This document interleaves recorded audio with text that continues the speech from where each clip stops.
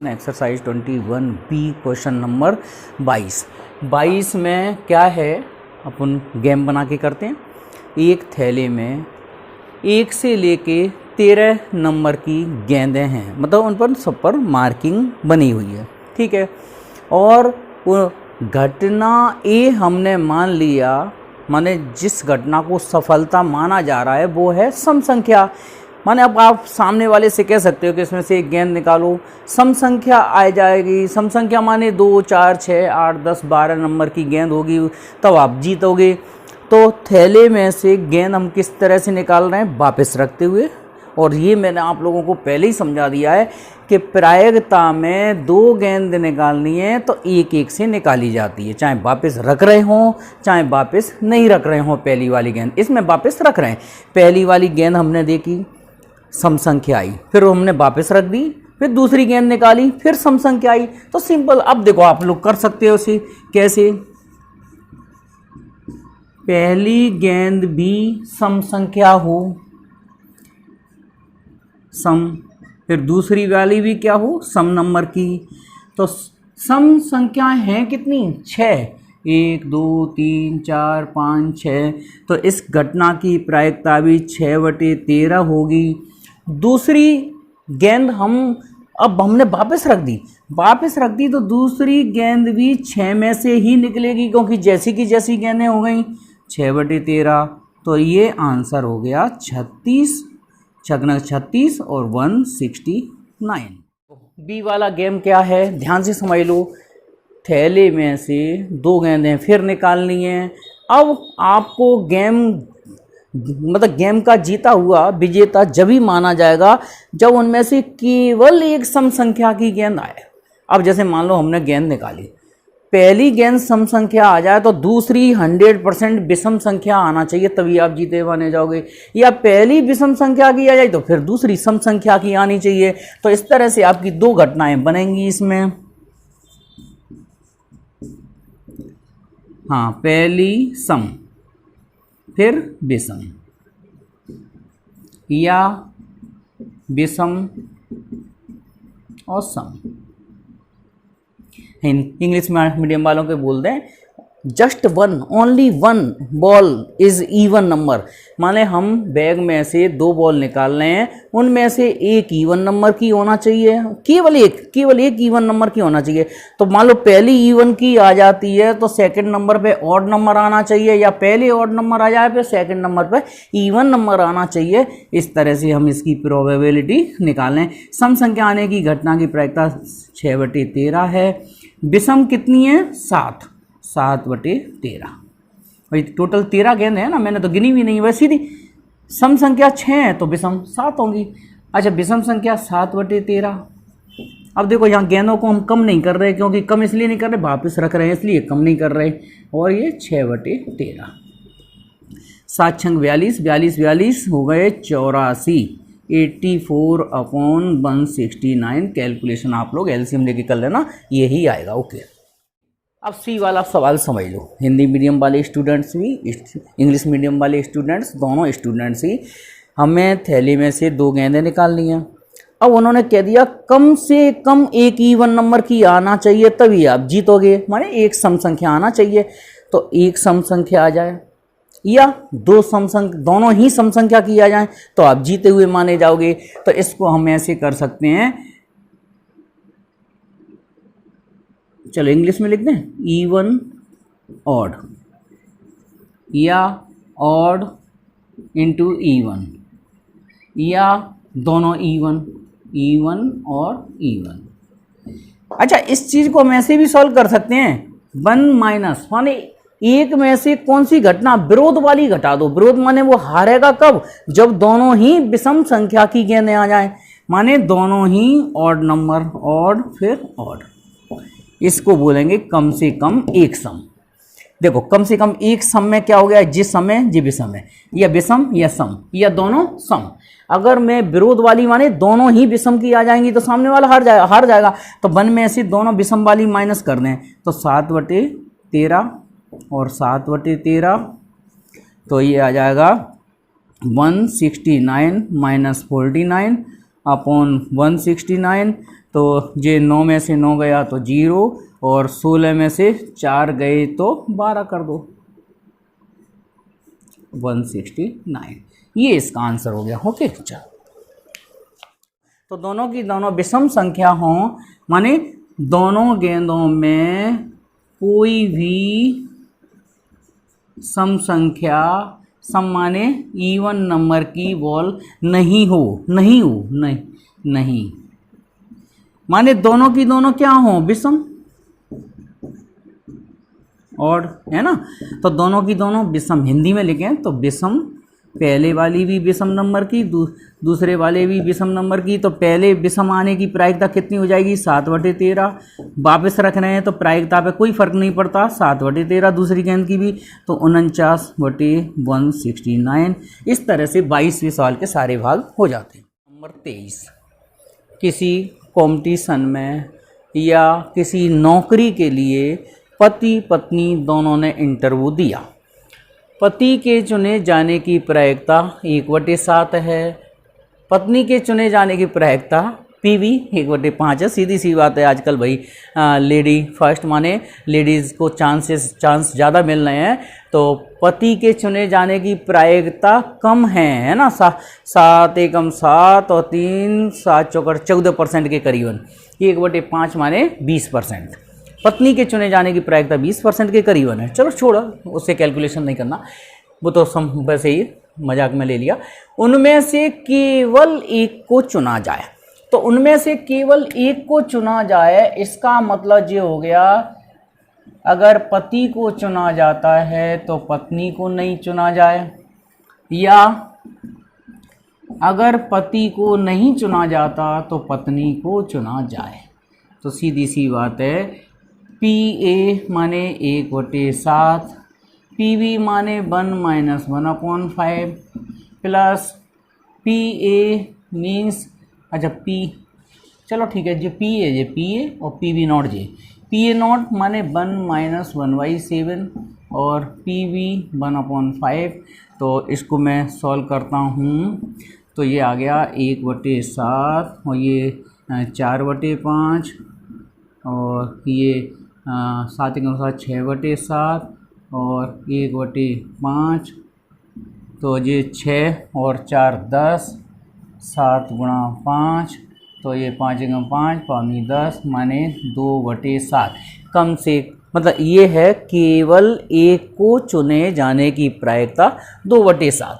अच्छा, दोनों को ही चुना जाए, तो दोनों को ही चुना जाए माने PA × PB, सीधा डायरेक्ट कर दिया जाएगा, 1/7 और 1/5 माने 1/35। ओके, दोनों में से कोई भी ना चुना जाए, सीधी सी बात है, PA नॉट × PB नॉट, ना A को चुना जाए ना B को चुना जाए, तो मैं डायरेक्ट लिख रहा हूँ, ये आ जाएगा 6/7, एक में से घटा दो 1 - 1/7 और ये आ जाएगा 4/5, तो ये 6 चौक 24/35।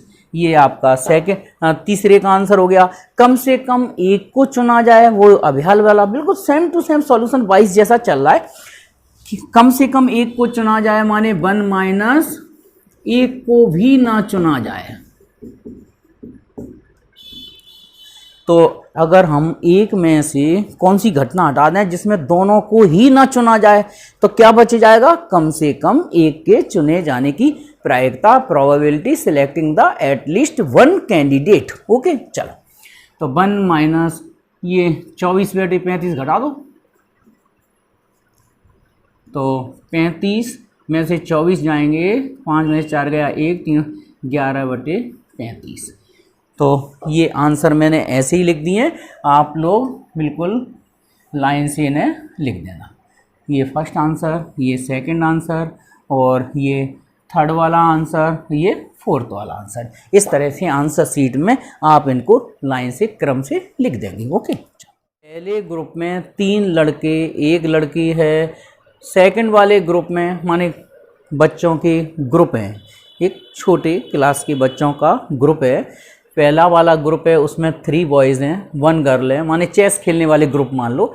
और सेकंड वाले ग्रुप में 2 बॉयज़ हैं 2 गर्ल्स हैं। थर्ड वाले ग्रुप में 1 बॉय एंड 3 गर्ल्स, ठीक है। अब इनमें हर एक ग्रुप में से एक एक बच्चा लेना है, और हमें कैसे लेना है, एक लड़की और 2 लड़के। अब देखो सुनो ध्यान से, कोई कठिन नहीं है, हमें बता दिया उन्होंने हर एक ग्रुप से एक एक बच्चा लेना है, और एक एक बच्चा माने कुल 3 बच्चे हो जाएंगे, और 3 बच्चों में एक लड़की 2 लड़के होना चाहिए। अगर मान लो मैं इस पहले वाले ग्रुप से एक लड़की ले लेता हूँ, ठीक है, माने पहले वाले ग्रुप से गर्ल ले ली, तो सीधी सी बात है इन दोनों से बॉयज लेना पड़ेगा, माने GBB, या ठीक है।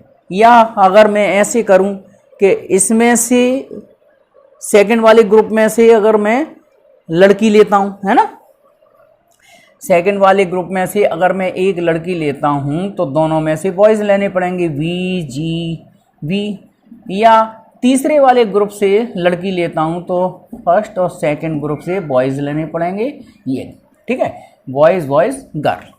तो सीधी सी बात है, अगर हर एक ग्रुप से एक एक बच्चा लेना है तो अगर मैं, ठीक है, पहले वाले ग्रुप से एक लड़की ली तो दूसरे और तीसरे से हमें बॉय लेना पड़ेगा, मतलब बॉयज़ को लेना, सिलेक्ट करना पड़ेगा। सेकंड वाले ग्रुप से लड़की को लेते हैं तो इन दोनों से लड़के को लड़कों को लेना पड़ेगा, और इस वाले ग्रुप से अगर लड़की को लेते हैं, तीसरे वाले ग्रुप से लड़की को लेते हैं, तो इन दोनों वाले ग्रुप से हमें बॉयज़ को सिलेक्ट करना पड़ेगा, सीधी सी बात है। तो देखो बस पहले वाले ग्रुप से गर्ल का सिलेक्शन होने की प्रोबेबिलिटी 1/4, ओके।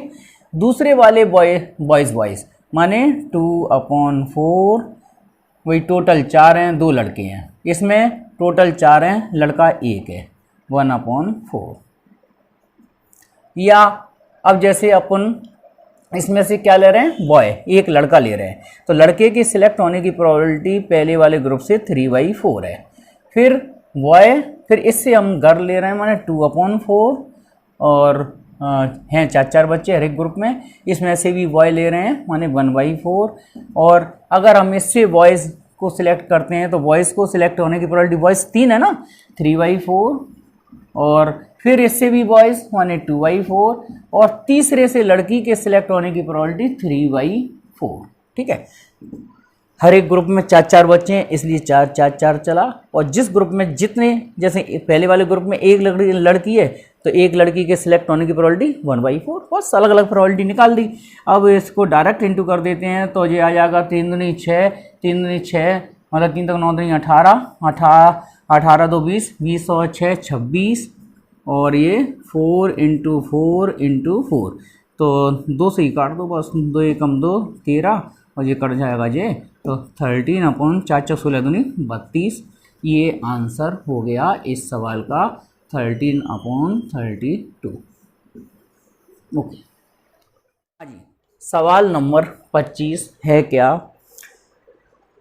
2 छात्र हैं, उनका एक के द्वारा हल करने, मतलब घटना ए को माना है पहले छात्र द्वारा प्रश्न को हल करने का अनुकूल माने कर सकता हो, उसके द्वारा प्रश्न को हल करने का अनुकूल संयोगानुपात, तो अनुकूल संयोगानुपात माने A/B, तो इसकी प्रायिकता हो गई, हल करने की प्रायिकता हो गई 3/7।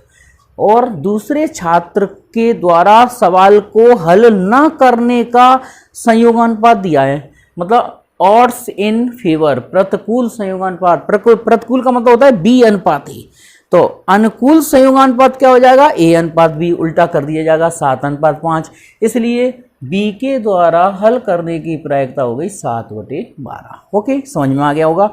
अब उनको कोई एक सवाल दे दिया जाए, अब हम कहें सवाल हल हो जाना चाहिए, तो सवाल हल होने का मतलब क्या है, या तो A हल कर दे, B ना कर पाए, B हल अगर कर दे, A ना कर पाए, या दोनों ही हल कर दें। कौन सी स्थिति में पेपर हल नहीं होगा, जब दोनों ही हल ना कर पाए, तो सीधी सी बात है कम से कम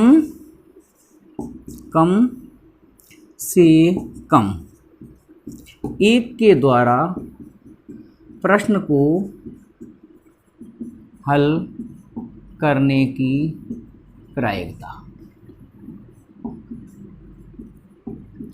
मतलब at least one will be solve the paper, है ना, कम से कम एक के द्वारा पेपर सॉल्व हो जाए। तो वन में से कौन सी घटना घटा दो जिसमें से ना तो ए सॉल्व कर पाए और ना ही बी वाला छात्र सॉल्व कर पाए। तो ए के सॉल्व ना करने की प्रायिकता 1 माइनस कितनी 3/7 और बी नॉट माने 1 माइनस 7/12 ये।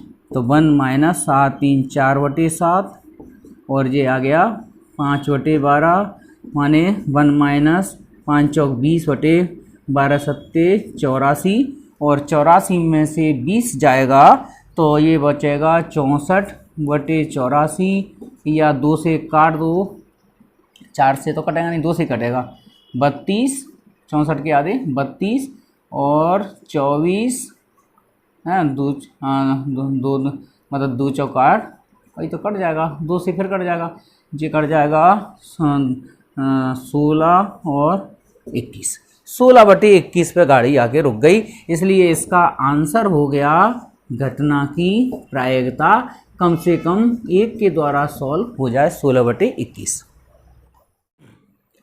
सवाल नंबर 26, दो व्यक्ति हैं P और Q। एक आदमी P वाला 70% सही बोलता है, 30% झूठ बोलता है। देखो दुनिया में हर आदमी है, ऐसा कोई आदमी नहीं है जो झूठ कभी ना बोलता हो, ऐसा हो ही नहीं सकता है। तो बस ये अंतर देख लिया जाता है कि ये कितने प्रतिशत झूठ बोलता है, ठीक है। तो पहले वाला 70% सही बोलता है, हर एक आदमी के बारे में अंदाजा रहता है ना, तो इसी तरह से। और दूसरा वाला व्यक्ति 80% सही बोलता है। अब इस बात की प्रायिकता कि दोनों एक जैसा ही बोलें किसी चीज़ के बारे में, जैसे मान लो कहीं चौराहे पर लड़ाई हुई तो दोनों बोल रहे हैं लड़ाई हुई, या दोनों बोल रहे हैं लड़ाई नहीं हुई, एक जैसा माने या तो दोनों सत्य बोलेंगे दोनों असत्य बोलेंगे, ठीक है। तो इसका मतलब ये हो गया पहला भी सत्य बोले दूसरा भी सत्य बोले, या ऐसा हो सकता है कि पहला भी असत्य बोले और दूसरा भी असत्य बोले, है ना, फॉल्स बोले, true true false false. Okay, तो इसकी प्रायिकता निकालते हैं। एक जैसे का मतलब ये है ना, तो एक जैसा बोलें, या तो दोनों सही बोलें या दोनों गलत बोलें, ठीक है।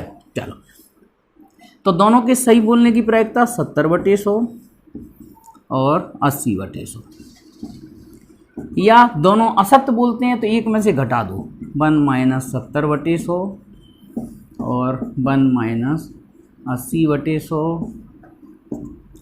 तो ये चलो अब यार सॉल्व कर लेंगे, 70/100 और ये 80/100 प्लस 30/100 एलसीएम लेके ये आ जाएगा 20/100 और ये आ जाएगा 7 × 56 500, 7 × 56 560, एक जीरो और बढ़ाओ और ये हो गया 3 दूनी 600, है ना, और नीचे हो गए 100 × 100, तो है ना 7 × 8 56, ठीक है। 5600 और 600 और जो गए 1200, तो ये हो गए तुम्हारे तो कितने 6200, ठीक है। 6 और 6 12 और 5 1 6 6200 और 100 × 100, तो ये 2 जीरो तो ये काट दो और 2 से फिर काट दो, 2 3 6 2 एकम 2 और ये 50। बस ये ही इस सवाल का आंसर है 31/50। नंबर 27, अब बड़ा ध्यान से समझ लो, अच्छा सवाल है, इंटरेस्टेड है। हम गेम बना के करेंगे इसको। गेम जब तक गेम नहीं बनाएंगे मज़ा नहीं आएगा, क्योंकि असली में वो हैवी गेम कैसा है कि 2 प्लेयर्स हैं ए और बी। वो क्या करते हैं, 2 पेयर ऑफ डाइस माने पांचों के युग्म को फेंकते हैं। अगर योग 10 आ जाएगा, मतलब जिसका योग 10 आ जाएगा वो जीता हुआ माना जाएगा, अदरवाइज वो हारा हुआ माना जाएगा। तो प्रायिकता अगर इस बात की निकाल रहे हैं कि ए के जीतने की प्रायिकता, अगर वो ए स्टार्ट करता है, ठीक है, देखो अलग अलग चीज़ रहेंगी, ए स्टार्ट करेगा गेम अलग बनेगा, बी स्टार्ट करेगा गेम अलग बनेगा। तो ए के जीतने की प्रायिकता जबकि गेम को ए स्टार्ट करता है, तो ए कब कब जीत सकता है। देखो ऐसा हो सकता है कि ए पहली बार में जीत गया, तो जीत गया माने P। फिर अच्छा, ए पे दूसरा चांस कब आएगा? जब ए ने स्टार्ट किया, ए हार गया, फिर बी ने थ्रो किया उसको, फिर बी भी हार गया, तब ए पे नंबर आएगा। माने ये ए हार गया, फिर बी वाला भी हार गया, तब ए वाले पे नंबर आएगा जीतने का। ये है दूसरा चांस। देखो पहली चांस में ही जीत जाए तो कोई बात नहीं है, दूसरा चांस थ्रो करने का कब आएगा ए पर? जब ए हार गया, फिर बी हार जाए, तब ए का नंबर आएगा। अच्छा, तीसरा चांस ए पर कब आएगा? ए का देखो, ए हार गया, सॉरी हारना माने क्यू ले लेते हैं, ए हार गया, फिर बी हार गया, फिर ए दोबारा हार गया, फिर बी हार गया, तब चौथा तीसरा चांस यहां बोला जाएगा। ठीक है, प्लस डॉट डॉट डॉट, ये इनफाइनाइट प्रोसेस चलती जाएगी, अनंत घटनाएं बनेंगी। तो ये पहली बार में जीतना हुआ उसका, ये दूसरी बार में जीतना हुआ है, ये तीसरे चांस में ए का जीतना हुआ। ओके, तो समझ में आ गया होगा। चलो अब इसकी प्रायिकता, P माने जीतने की प्रायिकता 1/12। ये ऐसा करेंगे, प्रायिकता का मान बाद में रखेंगे, पहले हम इसको P plus P into Q square, P into Q की पावर 4।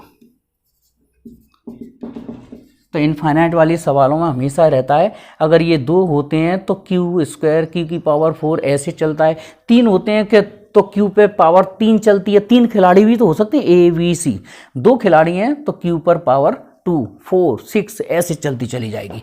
अब हम यहाँ P कॉमन कर लेते हैं, तो 1 प्लस क्यू स्क्वायर क्यू की पावर 4 डॉट डॉट इनफाइनाइट। तुम लोगों ने 11th क्लास में गुणोत्तर श्रेणी के अनंत पदों का योग का सूत्र पढ़ा होगा, A1 minus r, A upon 1 minus r, sum of infinite series first term upon 1 minus common ratio. यहाँ A कितना है? A यहाँ पर है 1 और R कितना है यहाँ पर? Q square.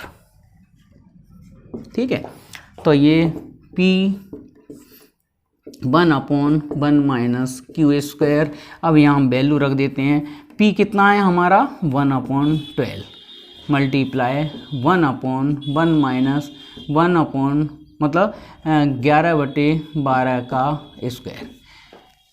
P है 1 अपॉन 12, तो Q हो जाएगा कितना? 11/12, सॉरी ये 1/12 लिख दिया, Q कितना है? 11/12। Q कैसे निकलेगा? Q का मतलब है हारना, माने 1 माइनस P। ओके, तो ये 1/12, इसको सॉल्व करेंगे तो ये 144 और 144 और 121, तो 144, चलो इधर सॉल्व कर देते हैं। ठीक है, 144 और ये 12 और 144 में से 121 जाएंगे तो 4 में से 1 गया तो 3 और 4 में से 2 गए तो 2। ठीक है, 30 बचेंगे, 12 से ये काट दो 12, तो ये आंसर बचा PE = 12/23। ये